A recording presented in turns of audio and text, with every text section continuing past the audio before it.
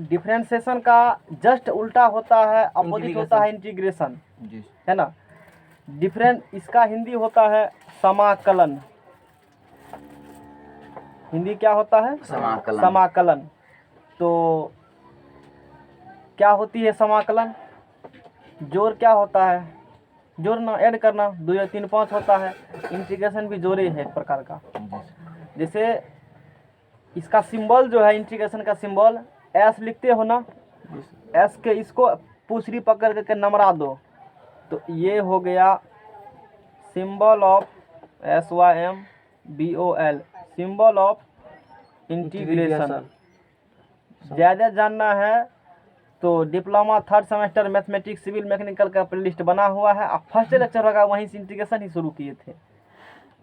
वहाँ समझ में आएगा ना, वहाँ से जान सकते हो। लेकिन उतना ही जानना भी है जितना पढ़ने के लिए जरूरी है, बाकी नहीं जानना है ना। हाँ, तो ये सिंबल इंटीग्रेशन का हो गया।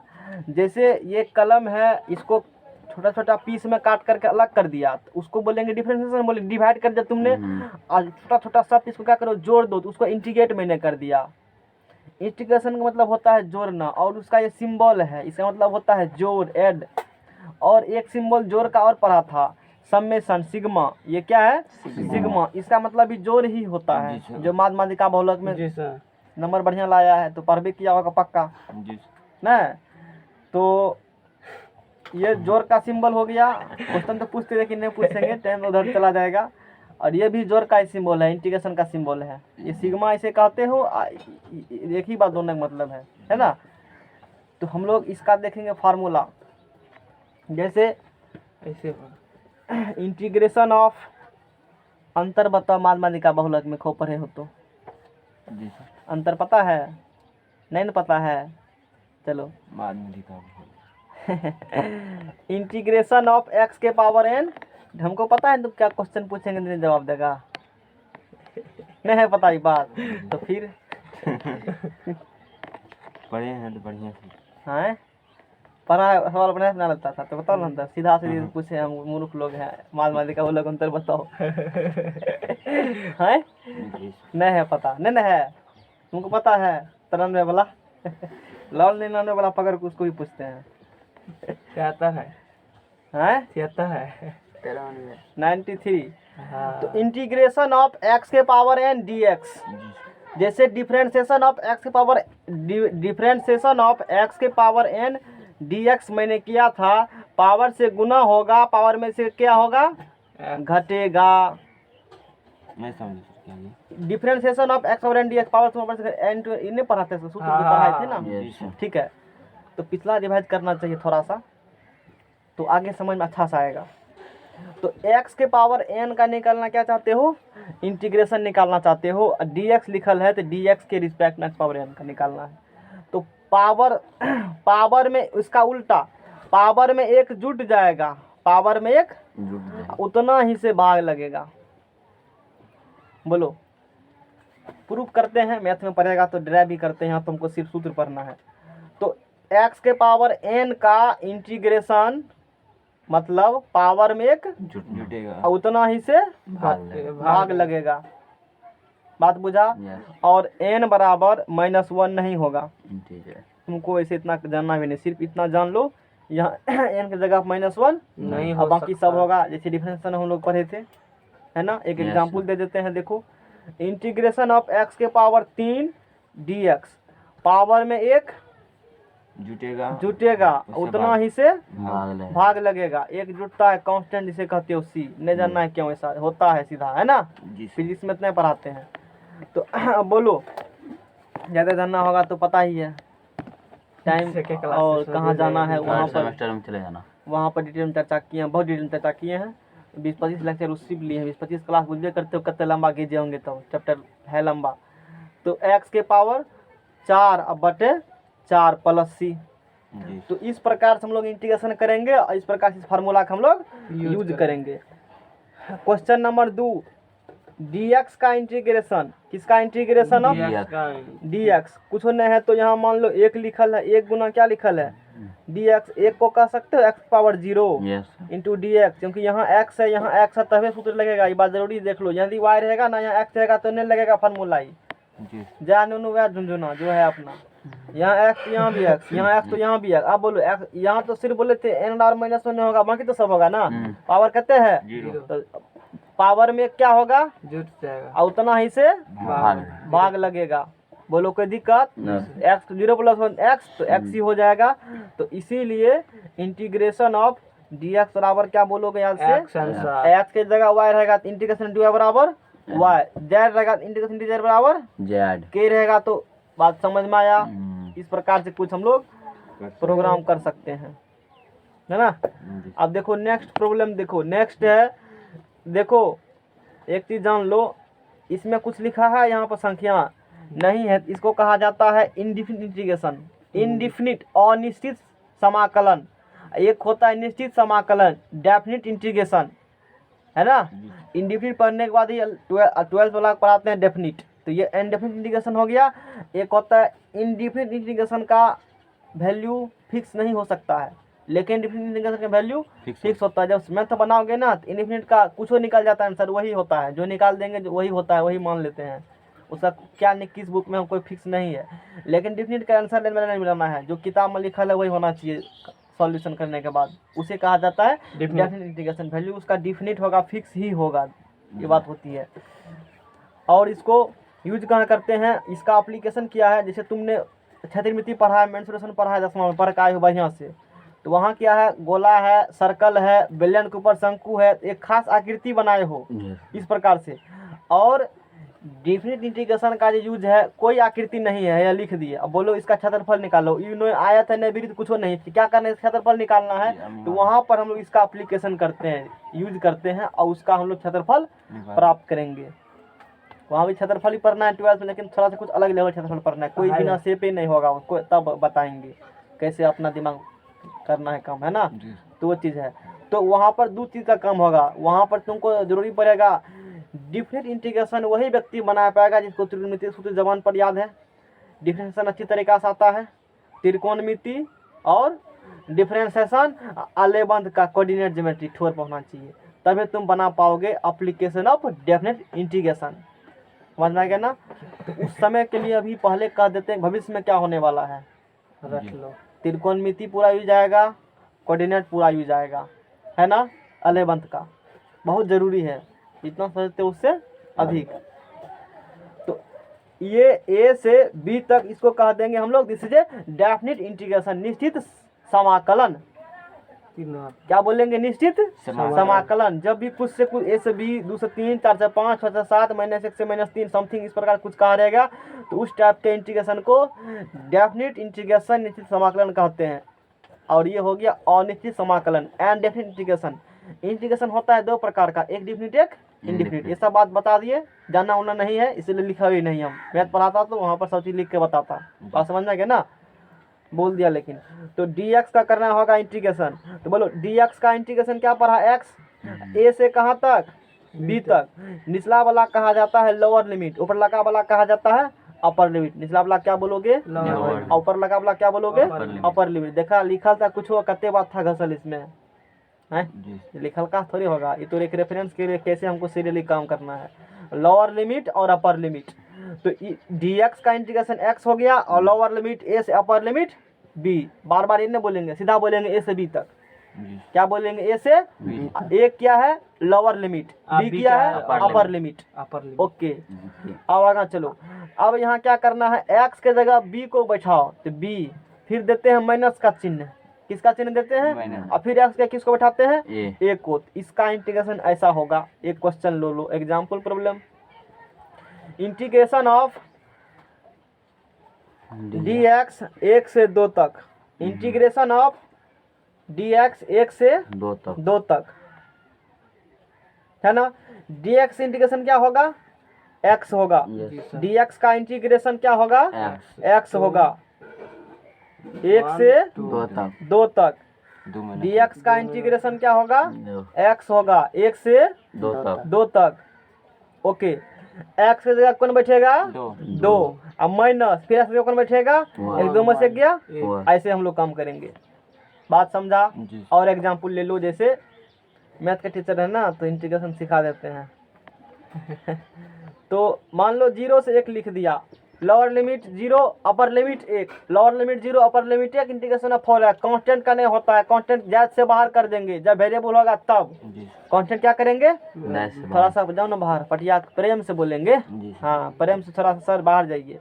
तो 0 से 1 x और दिया dx, 4 0 से 1 x dx, समझ में आ गया ना? जी। अच्छा अब बोलो यहाँ से क्या करेंगे हम लोग बताओ? एक्स को बाहर निकालो, हैं? एक्स को बाहर निकालो। हाँ 4 इंटू एक्स का इंटीग्रेशन, जी कुछ नहीं है तो 1 है, पावर में 1 जी सर। और जुटेगा उतना ही से भाग लगेगा, पावर बा में 1 जोड़ दिया 1 1 दो और उतना ही से भाग भाग लगेगा। और 0 से 1 1 तक 1/2 क्वांटिटी तक ज्यादा से क्या होगा बाहर, अंदरों में रख सकते, कोई दिक्कत नहीं, बाहर कर दो, भागो यहाँ से। तो 4/2 2 एक्स स्क्वायर 0 से 1 1 तक, तो 4/2 क्या हो गया 2, 4/2 क्या हो गया 2। तो बोलो एक्स जगह क्या पुट करेगा, 1 का स्क्वायर 1 और 0 का स्क्वायर 0, कितने हो गया 2 हो गया। जी ये हुआ इंटीग्रेशन। वो तो पढ़ा नहीं तो डेली पढ़ा देंगे, चैप्टर ही वहाँ पढ़ाते हैं, इसे 1.5 मीटर तुम्हारा है ना, इससे भी 1.5 गुना लंबा इंटीग्रेशन है। अब तो लंदर है। बात बुझा ना? तो वहाँ जाएगा तो डिटेल में चर्चा करेंगे। इतना जानकारी दे दी ताकि तुमको फिजिक्स में दिक्कत नहीं हो न्यूमेरिकल सॉल्व आप करने तो में। मैथ से ऑनर्स वही से कर रहे हैं, अदर विषय काहे रखेंगे। ठीक है चलो, कब तक हो जाएंगे क्लियर? अब जब तक कोरोना वायरस खत्म हो जाएगा, क्लियर एग्जाम होगा उसके बाद तब ना, वैसे फ्री में डिग्री देगा सरकार, कहेगा ले लीजिए फलना बाबू। वो तो डिग्री के लिए मतलब कर रहे हैं, नॉलेज के लिए थोड़ा, पढ़ भी थोड़े रहे हैं, पढ़ तो अपना इधर तैयारी कर रहे हैं। ठीक है, तो to find the expression of physical equation v बराबर u plus at by integration method. Question है समाकलन विधि द्वारा, किस विधि द्वारा, समाकलन विधि द्वारा v बराबर u प्लस at समाकलन विधि द्वारा इंटीग्रेशन मेथड द्वारा जो समीकरण है v बराबर u प्लस at, जो इक्वेशन है, जो भौतिक समीकरण, जो फिजिकल मतलब एक्सप्रेशन है, इक्वेशन है, उसका व्यंजक प्राप्त करें। मतलब v बराबर u प्लस at कैसे हुआ, इंटीग्रेशन से दिखावें। अब भविष्य में कभी ग्राफ से भी दिखाएंगे, अभी कैसे दिखाना तत्काल हमको इंटीग्रेशन से बताइए, प्रूफ सिद्ध कीजिए कि हाँ सही में v बराबर u प्लस at होता है। नहीं होता। क्वेश्चन बुझा, अरे जहाँ क्वेश्चन समझा क्या करना है, जी सर। किससे प्रूव करना है, इंटीग्रेशन से प्रूव करना है। आप प्रूव करके बताइए कि v बराबर u प्लस at होगा कि नहीं होगा। जब पॉलिटेक्निक कंप्लीट कर लोगे, चाहे कोनो ब्रांच लगा, एक सेमेस्टर में शुरू, चाहे फर्स्ट सेकंड, चाहे सेकंड में, ई जो अभी करेंगे 3-4 का प्रूफ, वहाँ भी पढ़ने के लिए होगा, एग्जाम आ सकता है, दिमाग में धर लेना, वहाँ भी कम देगा, है ना, बता दिए। तो v बराबर u plus at where u बराबर है इनिशियल वेलोसिटी, आरंभिक वेग या प्रारंभिक वेग, इनिशियल वेलोसिटी, प्रारंभिक वेग वेग। u बराबर क्या है, प्रारंभिक गाड़ी स्टार्ट किए हो, 40 पर चल रहे हो लेकर के, जी सर। कुछ दूर गया, बाद में 50 पर धरा दिए हो, तो वो जो 40 तुम्हारा है वही प्रारंभिक इनिशियल वेग है।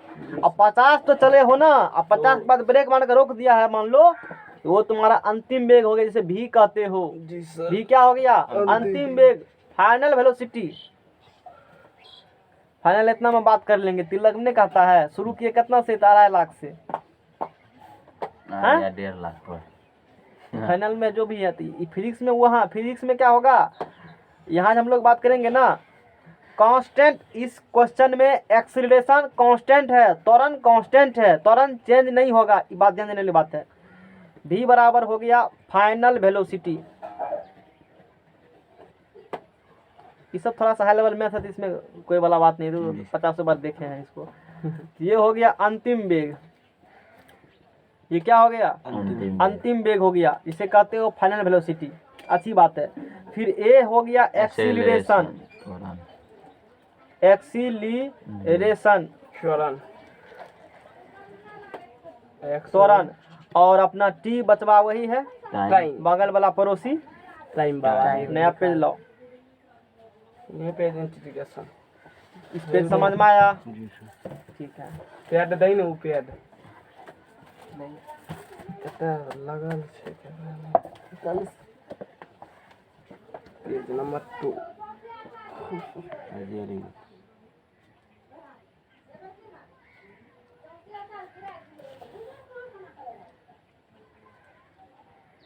आगे काम करें अब। यस जी, सर जी, तो ये v बराबर u प्लस एच हमको लाना है।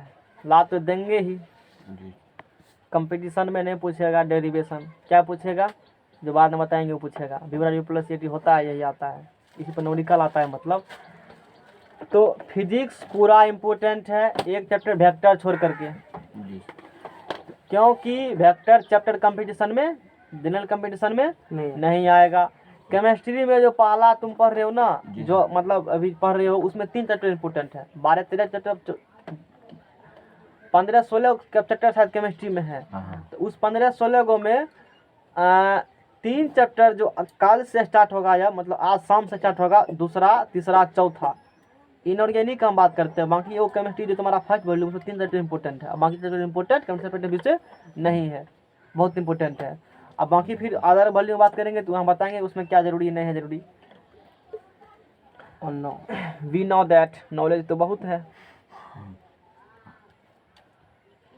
तो हमने ये बताया था कि डिस्प्लेसमेंट का तुम करोगे डिफरेंशिएशन। किसका करोगे? डिस्प्लेसमेंट का करोगे डिफरेंशिएशन टाइम के रिस्पेक्ट में, तो वेलोसिटी मिलेगा। जी सर। और वेलोसिटी का करोगे डिफरेंशिएशन टाइम के रिस्पेक्ट में, तो एक्सीलरेशन मिलेगा। जी सर यस। या डिस्प्लेसमेंट का ही 2 बार करेगा डिफरेंशिएशन d2s/dt², तो भी क्या मिल जाएगा? वेलोसिटी मिल जाएगा। गलत किए हो, इतना बराबर ही नहीं होगा, ये अलग अपना। इतना बराबर क्या होगा? भी ये नहीं सही लिखे, सही है लिखल है, सही है लिखल है, गलत वाला बात नहीं है। देखो डिस्प्लेसमेंट का एक बार करेंगे डिफरेंशिएशन तो क्या मिलेगा? वेलोसिटी। और वेलोसिटी का एक बार करेंगे तो क्या मिलेगा? एक्सीलरेशन। या डिस्प्लेसमेंट का 2 बार करेंगे तो क्या मिलेगा? एक्सीलरेशन। वेलोसिटी क्या बार डिफरेंशिएशन किया? सॉरी, डिस्प्लेसमेंट का क्या बार डिफरेंशिएशन किया? एक बार। तो क्या मिला? वेलोसिटी। एक बार इसका, अब एक बार इसका करो या एक बार इसका करो, इसका किया तो ये होगा, इसका करेगा तो ये होगा, तो क्या मिलेगा? एक्सीलरेशन, त्वरण। तो तुम्हारे पास नॉलेज है एक्सीलरेशन का, the rate of change of velocity with respect to time is known as क्या होगा? एक्सीलरेशन। वेग में समय के सापेक्ष परिवर्तन की दर को क्या कहते हो? त्वरण कहते हो। a बराबर d/dt पढ़ा था। Yes sir. अच्छा, तो अच्छी बात है। डिफरेंशिएशन का उल्टा इंटीग्रेशन, और इंटीग्रेशन का उल्टा डिफरेंशिएशन। अच्छी बात है। इससे क्या सीखने के लिए मिला बताएंगे बाद में। तो a बराबर निकला dv/dt, dv बराबर कोना कोनी गुना कर दो, a गुना क्या होगा? dt। Integration on both side, integration on both side. भी का करेगा dv, जैसे dx का करेगा इंटीग्रेशन तो क्या मिलेगा? x मिलेगा। तो dv के करेगा इंटीग्रेशन तो क्या मिलेगा? v मिलेगा। dv का करो इंटीग्रेशन, और a गुना dt का करो इंटीग्रेशन। अब बात आती है कि dv छोटा सा वेलोसिटी, छोटू वेलोसिटी हुआ नहीं हुआ? कोई चीज को मैथमेटिक्स में हम लोग दिखाते हैं छोटा चीज को, तो डेल्टा लगा देते हैं या क्या लगा देते हैं? d लगा देते हैं। तो dv का करना है, इंटीग्रेशन करना है, तो भी आएगा, वो तो ठीक है, इसमें कोई दिक्कत वाला बात नहीं है। तो कहाँ से कहाँ तक लिमिट रहना पड़ता है, कहाँ से कहाँ तक? तो शुरू में क्या था तुम्हारा वेग? u था। इनिशियल वेलोसिटी क्या था? u था। और फाइनल वेलोसिटी क्या था? v था। जब इनिशियल वेलोसिटी u था तो उस समय तुम गाड़ी नहीं चलाया था ना, उस समय टाइम क्या होगा? 0। गाड़ी स्टार्ट किए हो और 40 पर दे दिए हो, अब एक बार क्लच छोड़ कर भागना है, ऐसे चलाते हो गाड़ी? नहीं चलाते हो? तब कैसे चलाता है? हमको तो नहीं आता, हम ऐसे मन के पढ़ाते हैं। तो गाड़ी एक बार भवा करके दे दिया, जैसे हीरो ने देखता है फिल्म में, आग बगल में है, एकदम लगेगा बॉर्डर पर देते उसी हीरो को पकड़ करके। तो बहुत मतलब फिल्म में बहुत बड़ा हिंदुस्तान पाकिस्तान हाँ करता है, एक बार चलो बॉर्डर फरियाते हैं, ITBP फोर्स के साथ सेना और जो डोकलाम क्षेत्र है जो अभी न्यूज में आया था वहाँ बॉर्डर पर दे दो। अब कहेंगे क्या जरूरी है, सब हीरो को दे दो और सब सेना को हटा दो। हाँ डिसुम डिसुम सब करेगा, संभालिए लगा जब फिल्म में संभालिए इतना लेगा। संभाल लेता है। ना उसको तो बंदूक नहीं देगा तो यो संभाल लेगा, उसको गोली लगेगा तो मरबो नहीं करता है वो। हाँ 10,000 रुपया ज्यादा दे देंगे। ना तनख्वाह के दादे हैं? कर देंगे। बस वैसे दे देते हैं, एगो लाठी लेकर के, वो तो पतों से मतलब सबको हरा देगा। हाँ नहीं है। फाइटेस मार तो बढ़िया रहता उसी को लगा देते सबको, तो वो सब फॉल्स बात बेवकूफ बना रहा हम लोग को, यस सर। ये बात ध्यान देना है। तो जिस समय गाड़ी स्टार्ट किया था उस समय तो कुछ दूरी चला नहीं था, उस समय टाइम 0 होगा, उस समय का जो होगा वेलोसिटी u होगा, उसे ही कहते हो इनिशियल वेलोसिटी। और फाइनल वेलोसिटी को हम लोग v कहेंगे। तो 0 से जब फाइनल वेलोसिटी v होगा तो v वेलोसिटी पहुंचने में कुछ टाइम लिया होगा ना, जी तो सर। t टाइम लिया मैंने, यही एक समझने वाला फैक्ट यहाँ पर था। कितना टाइम लिया? t टाइम लिया। बात समझा? यस अच्छी बात है, ठीक है। तो यहाँ से फिर आगे हम लोग प्रोग्राम करेंगे। तो इंटीग्रेशन ऑफ डी बराबर क्या होगा? v। कहाँ से कहाँ तक? u से भी था। ए कांस्टेंट है, यस बाहर चला गया। 0 से t dt।